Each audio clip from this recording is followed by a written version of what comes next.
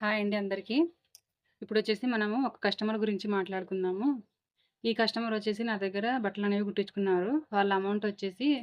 610 అయినాయండి. రూ. 610లో వాళ్ళేం చేశారంటే, వాళ్ళ పాపను పంపించి 500 ఇచ్చి పంపించారు. ఫోను చేసి మిగతా అమౌంట్ అనేది మళ్ళీ ఇస్తానులే అక్క, ఊరెళ్తున్నాము అంటే, సరే అని నేను గూడా ఇచ్చేసానండి. ఇంగా 500 పోంగా రూ. 110 అనేది బ్యాలెన్స్ ఉంటుంది. ఇంగ 1 మంత్ అయిపోయింది. నేననుకున్నాను మనసులో ఇంగ ఏమోలే ఈమె రాలేదు, ఇంగ ఎగ్గొట్టినట్టేనేమోలే అనుకున్నాను. కానీ తను రాలేదు గాబట్టి వేరే వాళ్ళతో మీరక్కడికి వెళ్తారు కదా! కొంచెం నేను ఆమెకు డబ్బులివ్వాలి. ఈ అమౌంట్ అనేది వాళ్ళకిచ్చేయండి నేనిచ్చానని అని చెప్పారండి.